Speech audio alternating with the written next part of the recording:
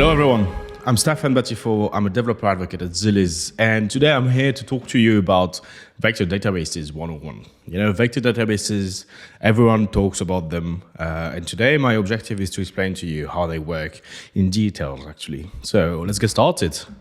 First, what is Zilliz? So Zilliz is the maintainer of milvus, which is an open source vector database. We are also maintaining Nowhere, which is a vector search engine, GPT cache, which can be very useful if you want to do 17 cache for LLM queries. We have VDB benchmark, which is also like a benchmark tool for vector databases. We have Zilliz Cloud, which is our cloud offering, but I'm not here to talk about that today. We also partner with different industry leaders, such as AWS, Google Cloud, Azure. You know, we also partner with different Gen AI tooling, also partner directly with some chip manufacturers, such as NVIDIA or Intel. But today, what we're going to talk about is going to start with why vector databases, you know, why you may need one. Also, where do vectors come from, the different use cases, how do vector database work, what is similarity search, different indexes, and then I'm going to explain to you and show you the milvus architecture. And then hopefully, after that, you should be able to understand how database work and vector databases work in particular. So let's start with the why, you know. Why do you think you need a vector database? Well, one reason is that unstructured data is about 80% of the data, you know, you have worldwide. And the way that vector databases is working is a bit different to usual SQL and NoSQL database. So the search pattern or the search type in a traditional database, you know, is you go to find like a very specific result. You go with like select star from a specific table, you know, or select some different columns because you want a result that is exact, you know. With vector databases, it's a bit different. We're doing a lot of vector comparisons, and if you don't know, you know, like vectors are just representation of the data, you know, of the unstructured data. So they're basically a long series of numbers. And vector databases are specifically built to work with this kind of unstructured data. So including like text, images, videos, and audio. And one thing that usually people tell me, and they're like always wondering, is like, you know, can I just use NumPy KNN? You know, can I just write my own and then make it work? Yeah, the answer is that, well, I mean, technically, yes, you can. But you might encounter a problem once you go to scale, you know, like at the beginning, you know, it's fine. You only have like 1,000 embeddings, you know, it's very small. You don't really need more time. Once you go like really high in the amount of embeddings, then you can really struggle and it can take a long time. And then basically it doesn't scale, you know. And that's usually the reason why, you know, when people ask me about vector search libraries in general, I'm like, I mean, yeah, they can work. I'm not going to say you always need a vector database.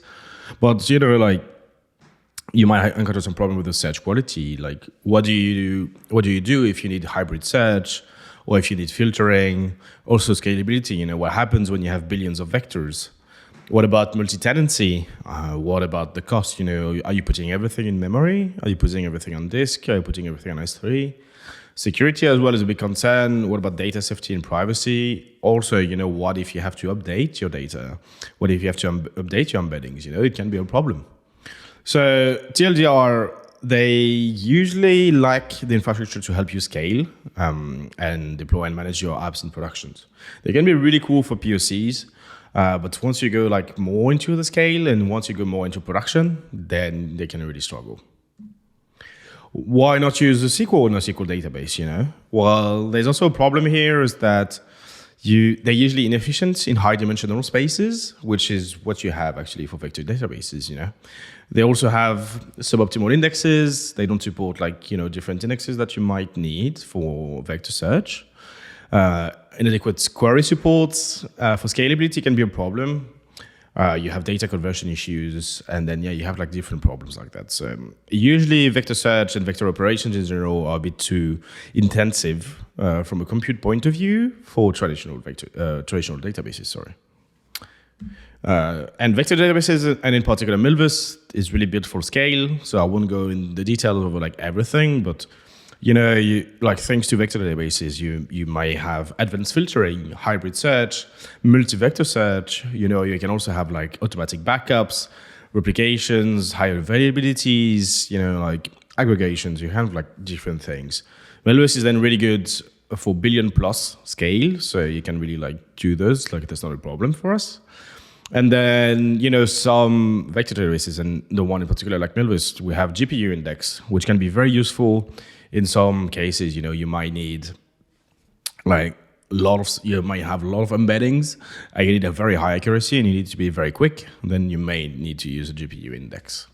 So as a takeaway, vector databases are purpose-built to handle indexing, storing, and querying vector data. And they're usually designed, and we are usually designed for billion plus use cases. It doesn't mean you don't have to do, it doesn't mean you can't use us, for like smaller scale. It just means that basically you start from the ground up. You start with like a couple of hundreds embeddings, and then we can help you go to the billion plus.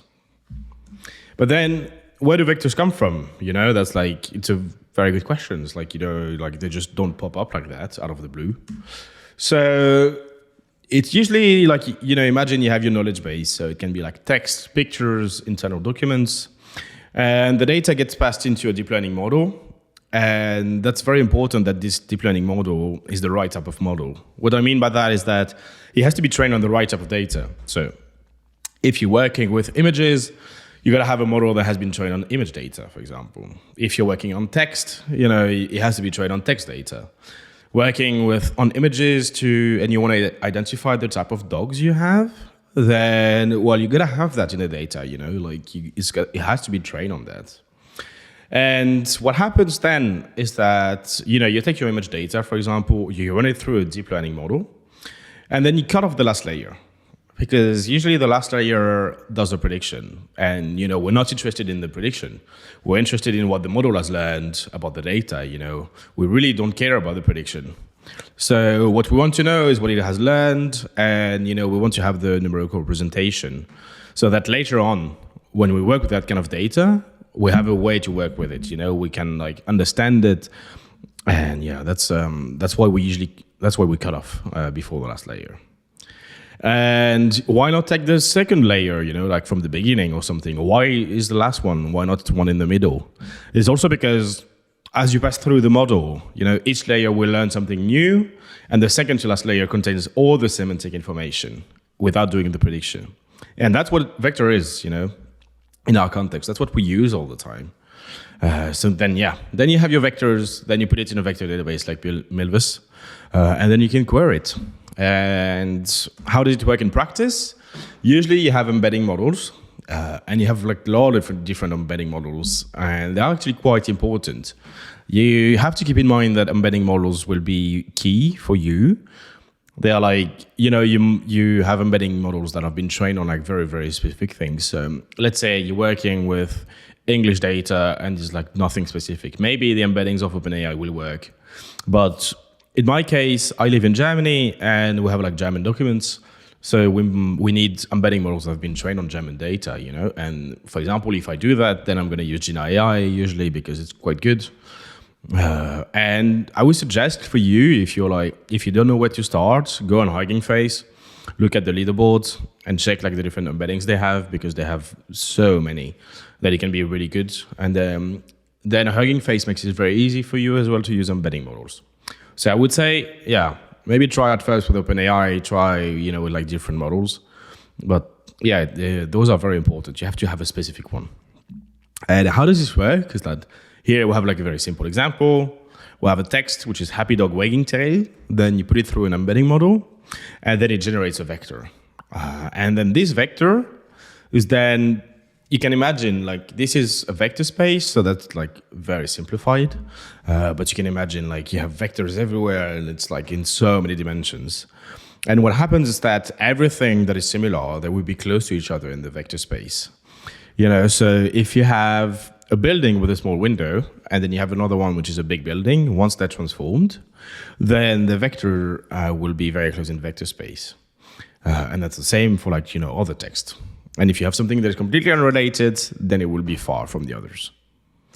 So what about the use cases, It's like, we've been talking about like, okay, maybe when you should use it, or why you should use it, but it's more like, when should you use it now, It's not all about like the embeddings and everything. It's like, okay, the different use cases. So, the first one and the main one is RAG. So that's the one that has been the most popular recently, which means retrieval augmented generation. It's basically, if I were to explain it, it's like you want to expand your LLM with like knowledge that is external to the LLM. Let's say you work for a company and you want to add, this data to the LLM. Usually you would use RAG for that. So you put all your data, you process it, you put everything in a vector database, and then once you make the query, then it goes through the vector database to see if you have something that is similar, and then it gives that back as a context to the LLM. And that's what RAG is. But that's only one of the 9 usual use cases you may use a vector database for. You have the good old one, recommended system. So for product recommendation, it's actually one of the most common use cases for milvus in production. Then, they're really able to compare products and users, and then you use a vector database to quantify that and compare that. Then you have text and semantic search, image similarity search, video search as well for similarity, and audio as well. You can also have molecular similarity search, and it can be really useful for like companies that are working with proteins, for example. Anomaly detection is also a common one. It's how different are two user actions, how similar are the actions of two users. And it's very important when it comes to fraud detection, for example. And then you have multimodal similarity search. So it allows you to search over multiple types of data, text, and images. And that can be really useful when you can combine the two. You can combine multimodal similarity search with RAG, and then you have multimodal RAG. That's what happens then.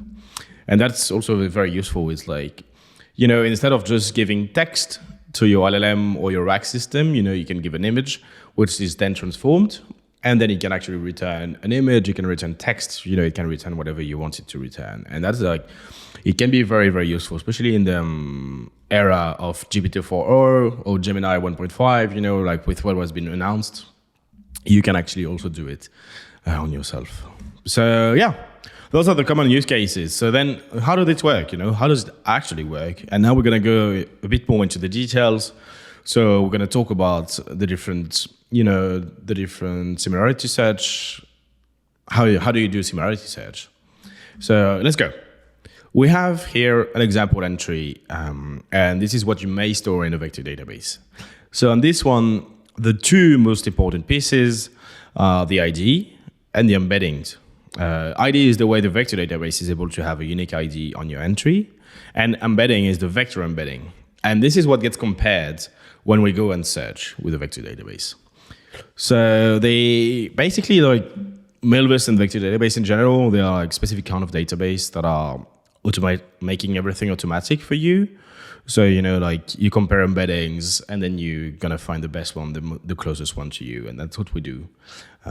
Then here you also have a bunch of metadata fields where you may filter on those as well, if you want to reduce your query, if you want to reduce your search when you run a query, sorry. So let's say, I don't know, here you only want publication from towards data science, then you can put a filter for that one.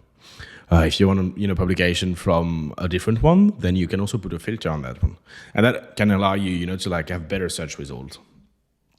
And how does it work? How do you know that something is similar to something else? Well, that's the whole concept of similarity search. And so what is it? How does it work?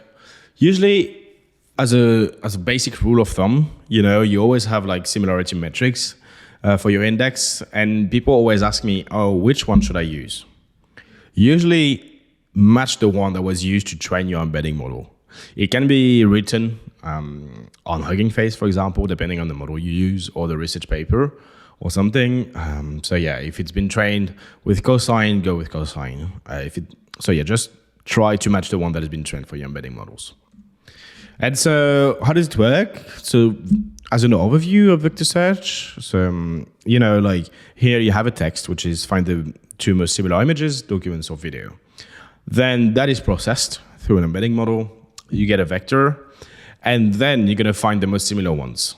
So you can see like the most similar ones to our request is the first one in the database and the second to last one. And that's what basically is happening. Then it will give you results back. And yeah, that's in a nutshell, that's how it works with vector search. But then, I've been telling you, I'm going to tell you about the metrics. So let's go over the metrics. You have the first one, which is called L2 or Euclidean. And this measures the distance in space.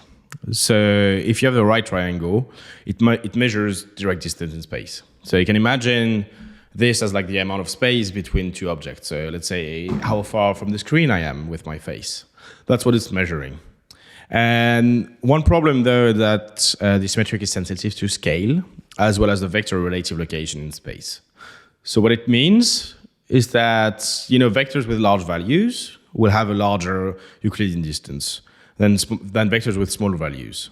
Even if the vectors are very similar, that doesn't matter.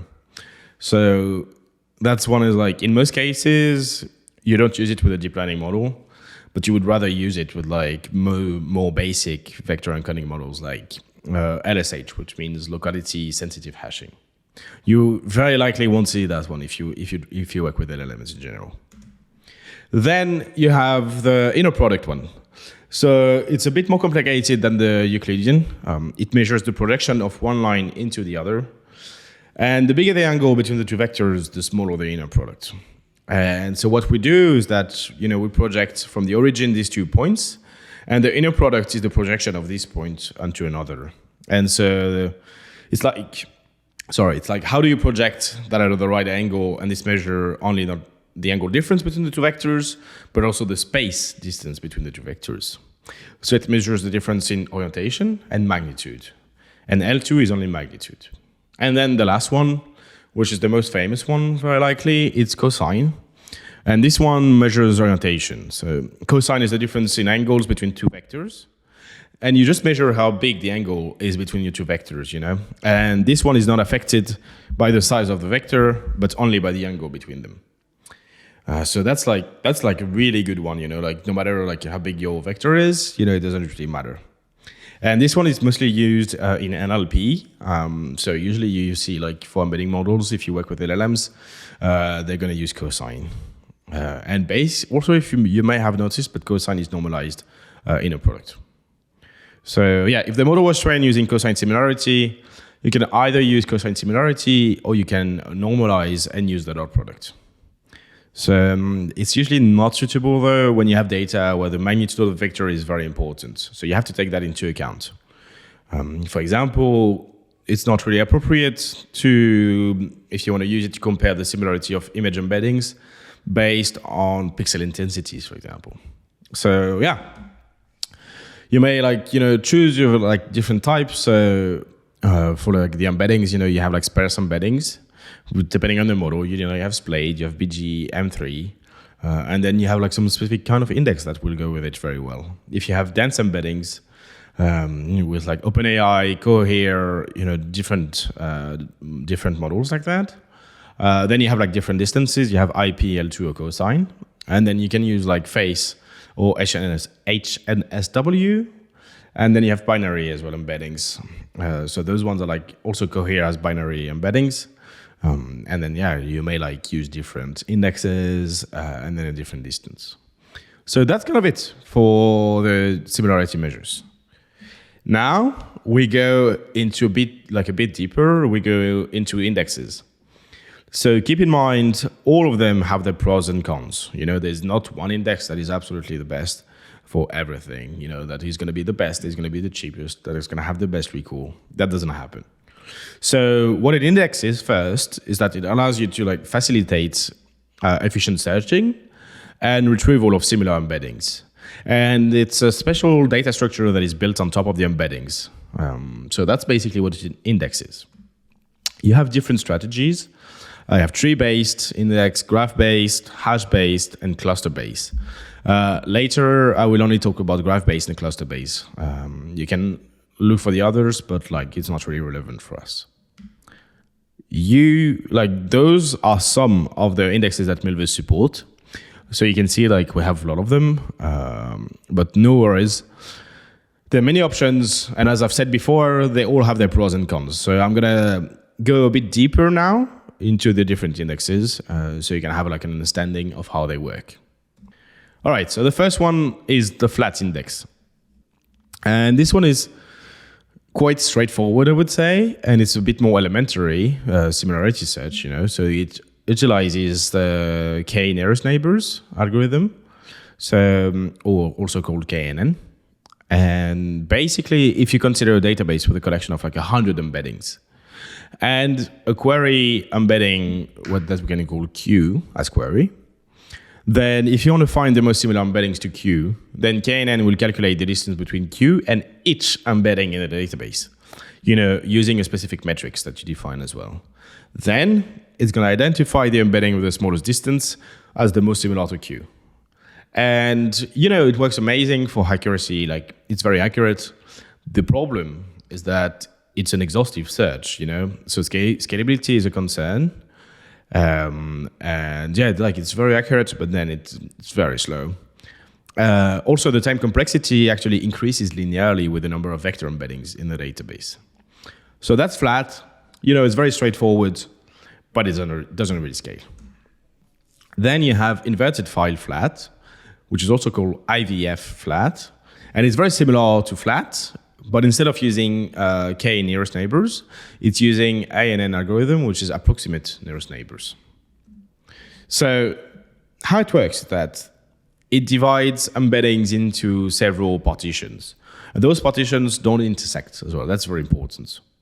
Each partition has a centroid, and every vector embedding in the database is associated with a specific partition that is based on the nearest centroid. So when you have a query Q, or query embedding Q that is provided, IVF flat will only calculate the distance between Q and each centroid, rather than the entire set of embeddings that you have in your database. So you already have a tremendous gain of time. And then the centroid with the smallest distance is then selected, and the embeddings associated with that partition are used as candidate for the final search. So then once you know which centroid to use, then you can use and search for all the embeddings that are in this partition. So that's nice, like it really speeds up the search process. You may have a problem though, which is the candidate that is found might not be the nearest neighbor. So then you can play with the hyperparameters. And that's basically what you can do then is like, you can increase the number of, like there's a hyperparameter that is called nprob, which means the number of partitions that you may search. So yeah, then you have more partitions that you can search, and then it can really help you ensure that the nearest embedding, to the query is not missed, even if it's in a different partition. With that, the cost of search increases with time, but also it's going to be better than flat anyway. Then you have another one, which is inverted file with quantization. So it's the same, but when memory is limited, then it may not be optimal, because you might struggle with that. So then to address memory constraints, what we can do is that we can combine with IVF. We can combine, you're going to involve the mapping of the values in each vector dimension to lower precision integers. So it's usually what we call quantization. And there are two kinds of quantization. There's the first one, which is scalar quantization, and the second one, which is product quantization. So scalar quantization, how it works, like you're basically mapping float to integers. But the first step is to determine and store the maximum and minimum values of each dimension of the vector in the database, because that's what you need to calculate the step size. The step size is crucial to scale the floating point numbers in each dimension to its integers representation. So you can see the formula here. It's max value minus minimum value, and then you divide it by the number of bins, which is something that you decide. How it works is that, if you take the quantized version of of any vector dimension, then you subtract the value of this nth dimension from its minimum value, and then you divide the result by the step size. Then you have another one, which is product quantization. So this one, it addresses the limitation of the scalar quantization, So you consider the distribution of each dimension. You then divide vector embeddings into subvectors, and you perform clustering within each subvector to create centroids. And then you encode each subvector with the ID of the nearest centroid. So again, you have the query vector, which is a float. Then you consider the distribution. then you divide the vector into, subvectors. And then you perform clustering, which is what you have on the image, at the third point. You perform clustering to create centroids, and then you encode each subvector with an ID of the nearest centroid. And that's how you can save a lot of memory. And it's really, productization offer more powerful memory compression. So it can be really good if you have massive memory constraints, for example. Then, last but not least, it's usually called HNSW, hierarchical navigable small world, so it's quite a mouthful. And this one is a graph-based indexing algorithm. So it combines two key concepts. It combines skip list and navigable small world, or otherwise NSW. So it's a graph. So skip list, it's a probabilistic data structure that is composed of multiple layers of linked lists. And then NSW graphs, it's built by randomly shuffling data points and inserting them one by one. So each point is connected to a predefined number of edges. And then this creates a graph structure that exhibits the small world phenomenon, where you have any 2 points are always connected through relatively a short path. And that's how it works, basically. So if we go for the skip list, so again, probabilistic data structure that is composed of multiple layers of linked lists. So the lowest layer, which is layer 0 here, it contains all the original linked list with all the elements. As we move to the higher layers, the linked list progressively skip over different elements. And then you have fewer and fewer elements with each higher layer. Then during the search process, you start from the highest layer, and gradually you're going to descend to lower layer until you find the desired element. And because of this, skip list can, it can really bring some speed to your search process. It really speeds up your search process. So as an example, let's say we have a skip list with 3 layers, as you can see here, and we have 8 elements in the original linked list. If you want to find the element 7, then the search process will look like we have on the image. So we're gonna look and we're gonna be like, okay, so 7 is higher than 4, so we're gonna go on the right side of 4, and then 6 is lower than 7, so then we're gonna go on the right side, and that's how then you can find 7. And that's how it works basically for skip list.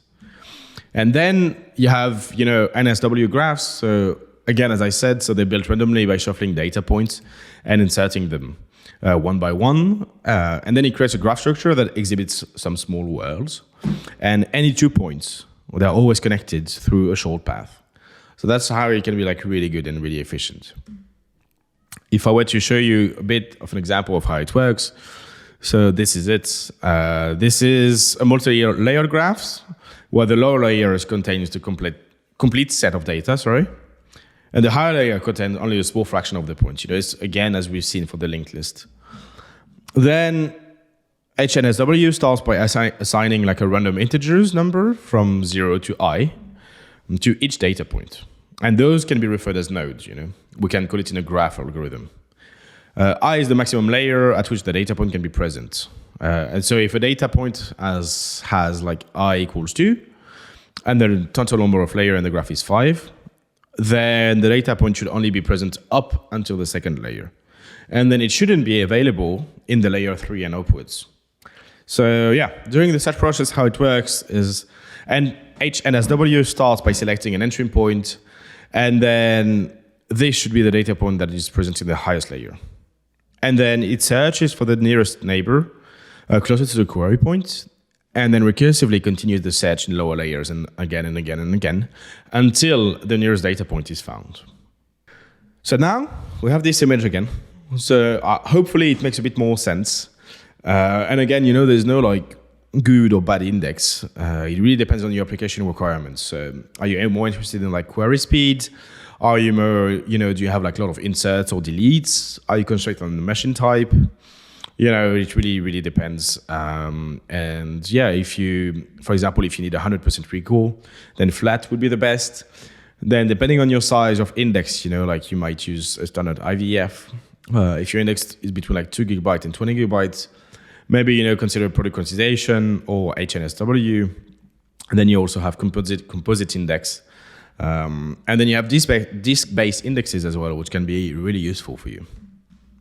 And then I'll finish with that. So you can see like the milvus architecture is, milvus has been built to be like fully distributed. So that's what you see here. You can see like on the bottom part, you see the S3 storage, the object storage. If you go above, you have the worker nodes.